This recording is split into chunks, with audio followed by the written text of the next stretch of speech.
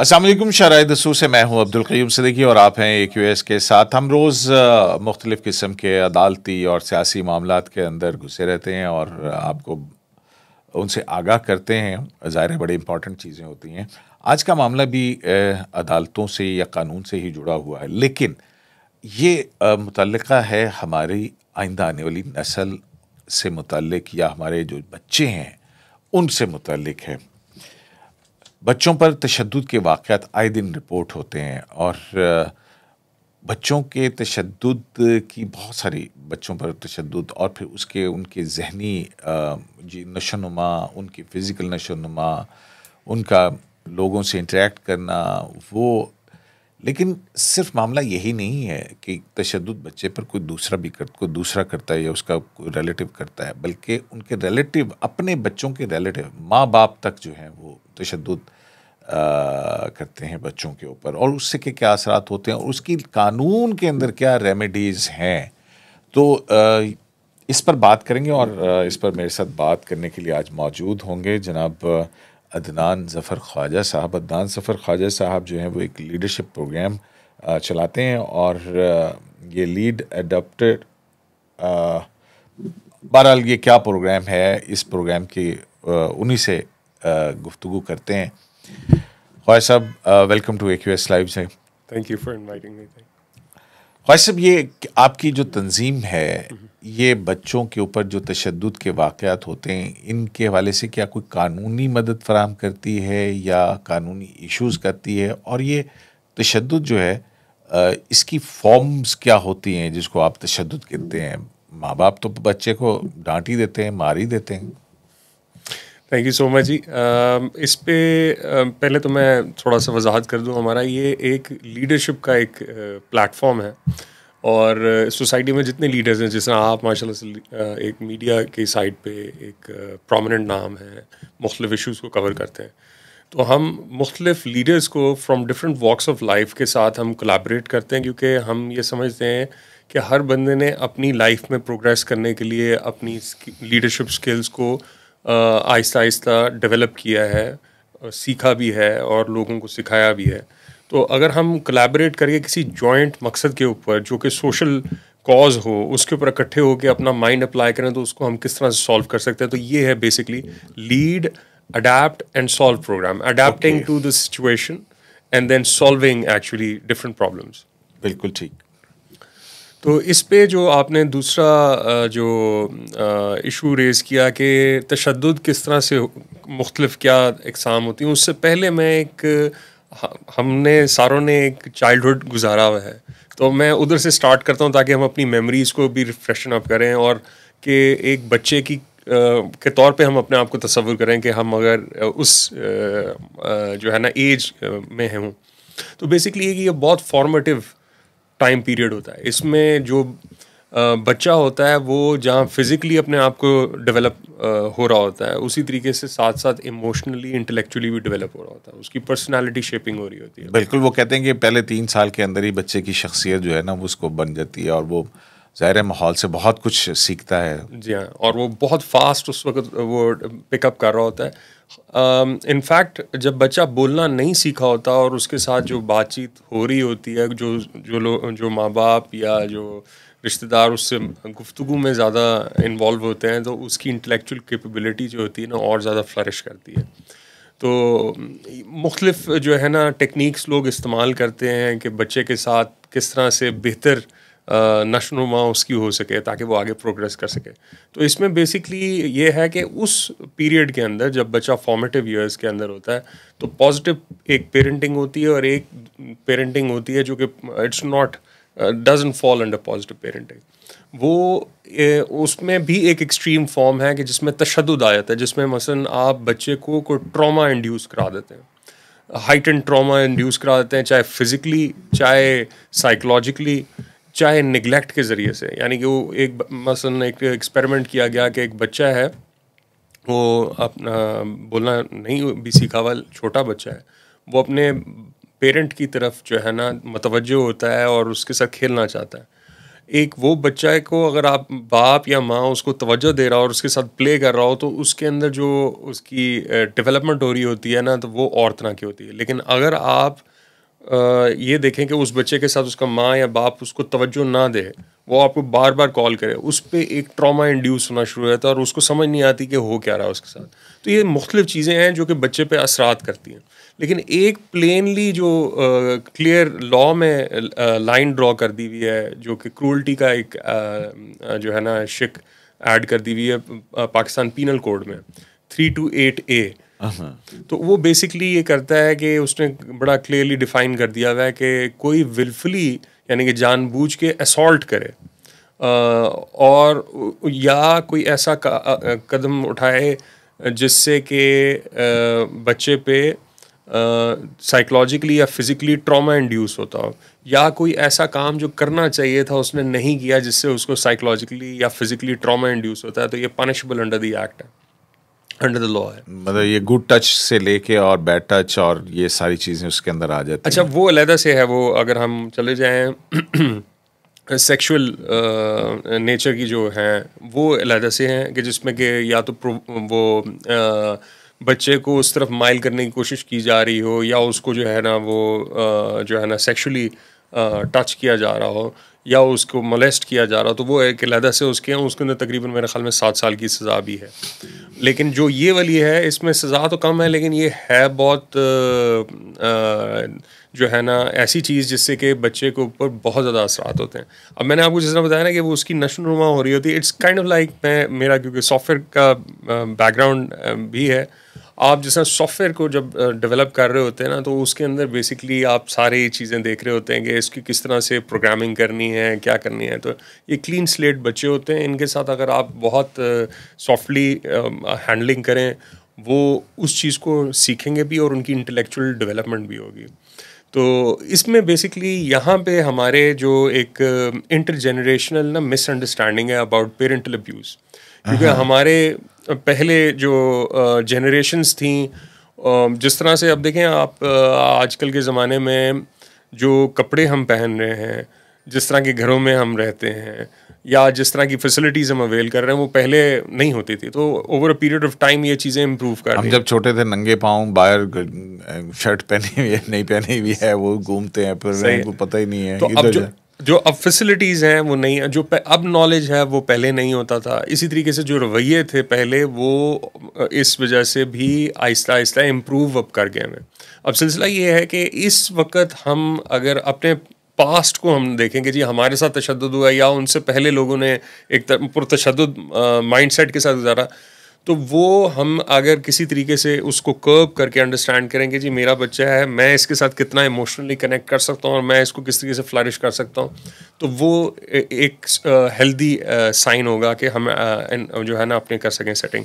तो एक तो इंटरजेनरेशनल जो मिसअंडरस्टैंडिंग है कि जी चाइल्ड को मार देना, तशद्दुद कर देना, वो तशद्दुद नहीं है, तो नॉर्मल पेरेंटिंग है। एक तो ये। दूसरा एक तशद्दुद और तरह का है कि जो बेसिकली डिसऑर्डर के अंदर फॉल कर जाता है। मसलन एक रेंज के अंदर तो मसलन गलती से आप एक दफ़ा बच्चे को मार दें, उसके बाद आपके अंदर एक गिल्टी फीलिंग आती है, आप उसको करेक्ट करने की कोशिश करते हैं, फिर अगर आपकी आदत है फिर भी आप कोशिश करते रहेंगे। This is not falling under disorder. नहीं तो ये जो है ये कैसे कानून की जद में कैसे आता है, मतलब अच्छा, अब देखें अब बच्चा तो नहीं जा सकता अदालत के अंदर कि जाके वो या करेगा ना। हमारे यहाँ कोई इस तरह का ऐसा कोई इदारा है कि जो देखता हो कि हाँ पेरेंटल जो परवरिश है वो किस तरह की हो रही है। देखिए, अगर तो बच्चे के ऊपर तशद्दुद इस तरह से हुआ है कि स्टील की रॉड से उसको बच्चे को मारा गया है, या शार्प मेटल से मारा गया है, या उसको बैट से मारा गया है, या उसको थप्पड़ों से बहुत, मैं आपको मटेरियल भी उसके भेजूँगा, जिस तरह से वो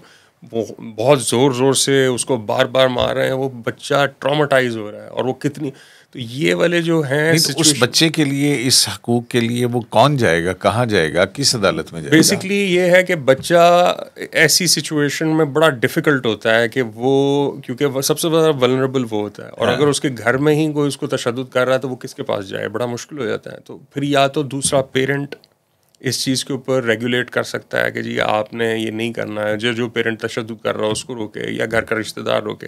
नहीं तो फिर वो अगर सिचुएशन आउट ऑफ कंट्रोल होती है तो दो चीज़ें कर सकते हैं। एक ये है कि ये क्योंकि कॉग्नाइजेबल ऑफेंस है, और इसके अंदर जो है वो FIR हो सकती है, ऑल्दो हमारे यहाँ सिस्टम्स इम्प्लीमेंट उस तरह से नहीं होते। तो एक तो ये राउट है कि पुलिस कॉल की जाए। दूसरा राउट है चाइल्ड प्रोटेक्शन की हेल्पलाइन है 1121, उसके ऊपर कॉल करके जो है वो किया जा सकता है कि जी ये बच्चे को रेस्क्यू किया जाए। और जो बेसिकली इसमें बहुत सारी और चीज़ें इम्प्रूवमेंट्स की रिक्वायरमेंट है, क्या करनी चाहिए, लेकिन ये दो कम से कम एवेन्यूज़ इस वक्त अवेलेबल हैं। तो उसके बाद फिर जब ये होता है तो फिर किस किस्म के मसाइल आते हैं इसमें कानूनी तौर के ऊपर और फिर अदालतों के अंदर? जी, मैं आपको एक एवेन्यू ऐसा बता रहा हूँ जिसमें कि बेसिकली देखें, मैं आपको डिसऑर्डर का पहले एक्सप्लेन कर दूँ। बेसिकली एक शख्स जिस तरह हर इंसान होता है ना, वो या तो खौफ की वजह से कोई काम कर रहा होता है या लालच की वजह से काम कर रहा होता है। अब मसलन कुरान में भी ये दो इंजार और जो है ना जिसे कहते हैं मुबशरात, इंजार का मतलब है डराना और मुबशरात का मतलब है खुशखबरी से, दोनों से हमें स्ट्रेट पाथ की तरफ रखा जा रहा होता है कि जी देखो, अगर गलत काम करोगे तो ये इसकी नुकसानात हैं, आखिरत के बारे में बताया जाता है कि ये मसाइब होंगे उधर, वरना ये सब्र करोगे तो फिर ये भी मिलेगा और ये भी मिलेगा। तो अब इस हवाले से अगर देखें, एक हम भी इसी तरीके से अगर हमें पता हो कि ये यहाँ पे ज़ल्ज़ला आने वाला है तो हम उस खौफ से कि जी हमें कोई नुकसान ना पहुँचे हम भागेंगे। इसी तरीके से अगर हमें पता हो कि जी एक जो है ना वो एक क्या उसका नाम है, एक कंपनी आ रही है कैंपस के अंदर जिसने हायरिंग करनी है, तो हमारी क्यू बन जाती है स्टूडेंट्स की कि जी हमारा भी इंटरव्यू करेंगे, हमारा CV है, हमें आप जो है ना हायर कर लें। सो बाज़ होते हैं जो खौफ जो कि इमेजिनरी होते हैं, और इमेजिनरी सिचुएशन में वो इतने उनके भर चुके होते हैं कि वो उसको लेके ऑपरेट कर रहे होते हैं। अब नॉर्मल सिचुएशन के अंदर एक बंदा कोई चीज़ सामने नज़र आएगी नुकसान की, तो वो फिर उसके हवाले से रिएक्ट कर रहा होता है। लेकिन जो डिसऑर्डर के अंदर होता है ना, वो एक इमेजिनरी सिचुएशन को क्रिएट कर रहा होता है कि जी मेरे साथ ये होने वाला है, और ये बंदा उसका ये इस बंदे ने कोई ऐसा काम किया जिससे कि मेरी वो ट्रिगर हो गई है, और उसके ऊपर आप जो है ना या तो पुरतशद्दुद हो जाएंगे या एक्सट्रीमली इमोशनली आउटबर्स्ट में चले जाएंगे, ओवर पावर करने की कोशिश करेंगे, या सिंपथीज़ लेने के लिए एकदम से ड्रामा क्रिएट करके रोना लग जाएंगे, या उसको मैनिपुलेट करेंगे या आइसोलेट करेंगे। तो ये एक साइकिल ऑफ अब्यूज़ होता है जो कि बाज़ पेरेंट्स जिनके अंदर ये ट्रॉमा, और according to certain surveys 18% of Pakistani adults are suffering from such disorders. एक ये क्लस्टर B के एक क्लासिफिकेशन है, उसके अंदर ये फॉल करता है। अब इसके अंदर जो है ना, वो अगर फोबिया है किसी को ऑफ लूजिंग कंट्रोल, तो वो स्लाइट अगर किसी बच्चे ने ये काम कर दिया कि जी खाने के हवाले से उसने कहा कि जी मुझे ये चीज़ पसंद नहीं है, मुझे दूसरी लेके दें, बच्चा फरमाइशकारी देता है, तो वो उसके ऊपर पुरतशद्दुद हो जाएगा। वो कहेगा मैंने अभी नहीं सोना, मैं थोड़ी देर बाद सोऊंगा, तो उसके ऊपर पुरतशद्दुद हो जाएगा। अभी नहीं, मैंने अभी खेलने जाना है, मैं बाद में पढ़ूंगा। अब इन सारी चीज़ों के अंदर आप फ्लेक्सिबिलिटी भी दिखा सकते हैं। अच्छा कितनी देर खेलने जाओगे, अच्छा फिर तुमने फिर ये काम भी कर लेना, ठीक है मामा मैं कर लूँगा या बाबा मैं कर लूँगा। तो वो जो है ना, इस तरह से आप मैनेज भी कर सकते हैं, एज अपोज टू दैट कि जी मेरी इस वक्त ये है कि भाई मेरा नुकसान कोई नहीं है, मसलन 15 मिनट बाद भी बच्चा पढ़ ही लेगा या आधे घंटे बाद भी पढ़ लेगा, लेकिन मैं कहता हूँ नहीं, मैंने अभी ही करवाना है, because I want to impose my authority on the child. So that is because कि वो आप इनसिक्योरिटी ट्रिगर हो रही है। अब वो इनसिक्योरिटी को ठीक करने के लिए आप बार बार प्रैक्टिसेस कर सकते हैं, साइकाइट्रिक और साइकोलॉजिकल दोनों हैं एक्सरसाइजेस, कि भाई why are you thinking in this on this line, so try to understand what is triggering you. हो सकता है आप वो बचपन में उसको एक खौफज़दा रखा गया और वो हर चीज़ को अब वो इंस्टिल हो गई है, तो मुख्तलिफ चीज़ें ये देखनी पड़ेंगी। हाँ। अब ये डिसऑर्डर्स जो है ना, अगर किसी में आ जाए और उसके अंदर दो चीज़ें कंबाइन कर जाए, कि एक तो वो एक्सट्रीमली मैनिपुलेटिव हो और वो अपनी जो है ना वो करेक्शन भी नहीं करना चाहता, और इस तरह के लोग होते हैं वो ना अपनी लोगों के सामने जो इम्प्रेशन है ना उसको रखने के लिए ना वो हर चीज़ करने के लिए तैयार है। एक तो मैंने आपको बताया ना, फियर ऑफ लूजिंग कंट्रोल है, और एक fear of what the other person would find out about me. उसको हाइड करना, तो वो एक इमेजिनरी एक उन्होंने ग्रैंड अपने आप को ना लार्जर देन लाइफ पोर्ट्रे करना, तो वो चीज़ों की वजह से वो फिर इलाज की तरफ भी नहीं जाते, वो अपने अंदर गलती समझते ही नहीं है, वो कहते हैं ये चीज़ समझना ही ना मेरे लिए डिफीट है। तो इसलिए ये बड़ा डेंजरस रहता है। और ये मैं आपको बता रहा हूँ 18% पाकिस्तानी, और इसमें तफरीक नहीं है, औरत में भी हो सकता है, मर्द में भी हो सकता है। अब मसला यहाँ ये आ जाता है, मैंने आपको जिस तरह 2 एवेन्यूज़ बताए, एक चाइल्ड प्रोटेक्शन ब्यूरो हो गया, पुलिस हो गई, लेकिन एक ऐसा एवेन्यू है जो कि हाईली अब्यूज्ड हो रहा है, वो है फैमिली कोर्ट्स का, क्योंकि जिनके डिसऑर्डर्स होते हैं उनके रिलेशनशिप्स जो है ना वो स्टेबल नहीं रहते। ठीक, आप अंडरस्टैंड कर सकते हैं कि मसलन अगर मैं आपके साथ अभी गुफ्तगू कर रहा हूँ और मैं एकदम से हाइपर हो जाता हूँ, मुझे आपकी कोई एक चीज़ ट्रिगर कर देती है, या मैं एकदम से रोने लग जाता हूँ, आप एक दिन तो बर्दाश्त करेंगे, फिर किसी दिन मैं आपको मैनिपुलेट करता हूँ, मैं तो ये नहीं कर रहा था, मैं तो यूं कर रहा था, आप कहते हैं यार, और मैं आपकी तो लेकिन फैमिली कोर्ट्स के अंदर क्या मतलब, फैमिली कोर्ट्स में ये होता है कि जब इस तरह के डिसऑर्डर्स वाले लोगों की सेपरेशन हो जाती है, क्योंकि रिलेशनशिप ज़्यादा देर नहीं चल पाती किसी एक के अंदर या दोनों के अंदर है, सही, वो एक्सप्लॉयटेटिव हैं, प्रीडेटरी हैं, वो अगले को दबा के रखना चाहते हैं, सेंस ऑफ एंटाइटलमेंट है, तो फिर इन बच्चों की किसके पास जाना है, ये एक डिसीजन फैमिली कोर्ट के अंदर आती है।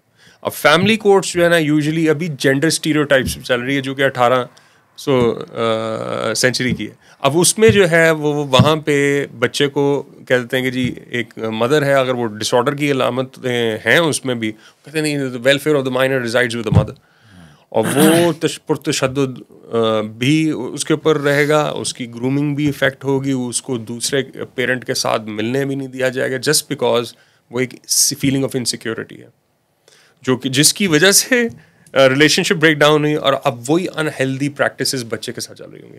यहाँ पे अब आपने देखना है कि फैमिली कोर्ट्स जो है ना they are operating more like supportive role वो कर रही हैं फॉर वन पेरेंट, जो एक जेंडर प्रेफरेंस की बेसिस पे, नॉट फॉर द चाइल्ड। और अनफॉर्चुनेटली ये इतनी दफ़ा ये इंस्टेंसेस आ चुके हैं कि अब एक जनरल ट्रेंड बन चुका हुआ है कि बच्चे के ऊपर तशद्दुद अगर हो रहा है, वो एक अलामत होती है देखने के लिए ये किस तरह का है, ये पैटर्न है, वन ऑफ है, या क्या हुआ है, ये करेक्ट किया जा सकता है, नहीं किया जा सकता, वो इसकी तरफ आगे आते ही नहीं है। अभी आपको मैं सिचुएशन ये बताता हूँ कि बच्चों ने अपने व्यूज़ कोर्ट में बताए कि जी हमें बैट से, स्टील रॉडों से मारा जाता है, शार्प मेटल से मारा जाता है, तो उन्होंने जस्ट बिकॉज वो हमने उस तरफ जाना ही नहीं है तो उसको बड़ा सिंप्लीफाई कर दिया कि जी these forms of admonish violence on the children are healthy for the, और ये पेरेंटिंग की एक अलामत है। इसी तरीके से यह हायर कोर्ट्स में जाएगा तो उसके अंदर भी एग्जाम्पल्स मौजूद हैं, बच्चे बता रहे हैं कि जी हमने नहीं जाना, हमारा निशानात पड़े हुए हैं, लेकिन कि जी वो मदर है, कंट्रोलिंग बिहेवियर है, बस उनकी वेलबींग के लिए कर रही है। ये एक हमने उसके लिए एक साथ जस्टिफिकेशंस टैग अलॉन्ग कर दिए हैं, नॉट नोइंग कि parenting could have been much better if it was done otherwise, and the other thing is कि ये डिसऑर्डर। लेकिन हमारे यहाँ ऐसे कोई इदारे भी नहीं है ना, मतलब अगर आप पेरेंट के साथ नहीं बच्चे को जाने देंगे तो फिर हमारे यहाँ कोई ऐसे इदारे भी नहीं है। देखें हमारे पास चॉइसेस हमेशा हैं। हमने ये देखा है कि ऐसे इदारे हैं जहाँ पे बच्चे और ट्रॉमा का शिकार हो जाते हैं वहाँ पे। जी ये बात दुरुस्त है, भी ये बात दुरुस्त है होते हैं कि अभी तो फिर क्या करें कोर्ट्स? दो चीज़ें हैं, एक तो ये है कि आपके पास दूसरा पेरेंट तो है ही ना इस सिचुएशन में, तो फैमिली कोर्ट्स में ये जेंडर की वजह से अब ये एक चीज़ ख़त्म हो जानी चाहिए कि पेरेंटिंग इज़ एन आर्ट।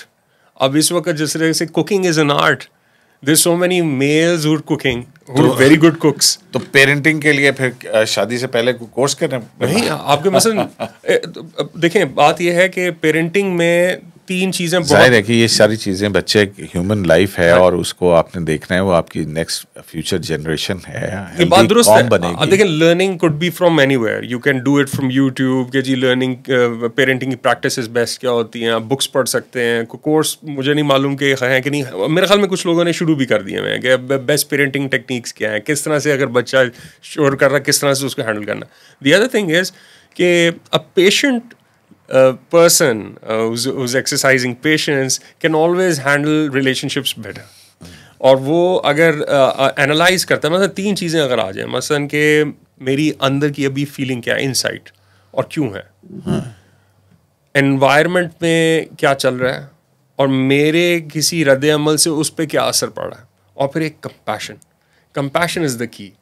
आप कहेंगे यार इसको मेरे किसी अमल से अगर नुकसान पहुंचा है तो मैं उसको रैचेट डाउन कर लूं और चेंज करके देख लूं, और ये अगर साथ अपने इंटेलेक्ट के साथ वो एडजस्ट करता जाएगा तो वो बच्चे के लिए हो या बड़े के लिए हो वो अपने आप को एडजस्ट कर तो लेता है। आपका ये लीडरशिप प्रोग्राम इसके लिए क्या करता है? जी, हमारा लीडरशिप प्रोग्राम ना, जैसा मैंने आपको बताया कि ये एक लीडरशिप का इदारा है, तो हम चैलेंजेस जो है ना उनकी सॉल्यूशंस फाइंड करते रहते हैं, वो एक नहीं है। मसलन अगर इसके अंदर पॉलिसी रिफॉर्म्स की ज़रूरत है तो हम पॉलिसी रिफॉर्म्स के लिए हम लेजिस्लेचर के साथ बात करेंगे, हम गवर्नमेंट बॉडीज़ के साथ बात करेंगे ताकि रूल्स इम्प्लीमेंट हो सकें। जुडिशरी से अगर करना हो तो उनकी ट्रेनिंग्स के लिए सोचेंगे। अच्छा, उसके अलावा फिर हम अगर ये ज़रूरत पड़ती है कि कुछ ख़ास केसेस ऐसे हैं जिनके लिए हमें फ़ंड रेज़ करके उनको लीगल एड देनी है तो उसके लिए भी कोशिश कर सकते हैं। अब उसमें यह है कि जिस तरह आपको कोई चैलेंज ऑफिस चलाने में आता है और आप करते हैं, अच्छा मेरा कोई एक तरीका नहीं है उसको सॉल्व करने का, आप हर चीज़ सोचते हैं। इसी तरीके से लीडर्स को ये टेक्निक आती है अपने ऑफिस चलाने के लिए भी, अपना घर चलाने के लिए भी, मोहल्ले में भी अगर उन्होंने जाना है उधर के मसले मसाइल हल करने उनको भी आता है, तो उनको हम ये उनकी टैलेंट को हम पूल इन करते हैं और बैठ के डिस्कस करते हैं और फिर उनके प्रैक्टिकल इम्प्लीमेंटेशंस बनाते हैं। ये है बेसिकली सारा। तो इसमें आजकल हम जो फोकस कर रहे हैं, एक तो ये भी है कि रूल मेकिंग या लेजिस्लेचर में चेंजेस लेकर आई जाएँ ताकि ये आसानी से मामला हल हो जाए। तो कौन कौन से रूल या जी, दो चीज़ें हम वर्किंग कर रहे हैं, सजेस्ट करते हैं? जी, दो चीज़ें हम कर रहे हैं। एक तो ये है कि जी इमीडिएट सेफ्टी असेसमेंट जो है ना, मसलन आप जाते हैं किसी डॉक्टर के पास तो सबसे पहले वो आपका एक्सरे करता है ना, अगर आपकी वो इंटरनल कोई पेन हो रही है या आपकी बोन का मसला है या मसल का मसला है, तो हमारा एक्सरे जो है बच्चे की सेफ्टी असेसमेंट का कोई प्रॉपरली करने के लिए टेक्निक्स नहीं मौजूद। तो हम एक चेकलिस्ट जो है ना बना रहे हैं कि क्या बच्चे पे हिस्ट्री है फिज़िकल वायलेंस की, इमोशनल निगलेक्ट की, और फिर और मुख्तलिफ सेक्शुअल जो है नेचर की या और चीज़ें, तो उसकी चेकलिस्ट बना रहे हैं ताकि एक आसानी हो जाए कि किसी भी जज को ये देखना हो कि अच्छा ये आ रही हैं, that means he is at risk. अब इसको मैं वहाँ नहीं भेज सकता जहाँ पे है। अब ये अगेन वो वाला जो आपका एक पॉइंट था कि वो फिर कहाँ रखा जाए बच्चे को। बच्चे के पास ऑप्शंस हैं, फैमिली के अंदर भी मेंबर्स हैं जिनके अंदर उसको प्लेस किया जा सकता है। दूसरे के ऊपर अगर वो नहीं है तो उसी पेरेंट को दे के उसको रेगुलेट किया जा सकता है, चेक किया जा सकता है, क्योंकि ये हाईली जो है ना, इनको रेगुलेट किया जाए तो तब भी कुछ पॉजिटिव आउटकम्स हो सकते हैं। थर्ड ये है कि चाइल्ड प्रोटेक्शन इंस्टीट्यूट्स हैं, अब उनकी क्या लेवल ऑफ वो है एक्सपर्टीज, यानी कि इस हवाले से कितना अच्छा उनका फैसिलिटी है, इस पे मेरा इतना नॉलेज नहीं है, लेकिन ये है कि ये इम्प्रूवमेंट की वहाँ पे भी गुंजाइश होगी कि उसको रेगुलर चेक किया जाएगा जी। और वो आप जैसे माशाल्लाह हैं, आप विजिट्स कर सकते हैं, आप लोगों के तासुरात ले सकते हैं, जो बच्चे वहाँ पे उनके इंटरव्यूज़ कर सकते हैं, that can help quite a lot.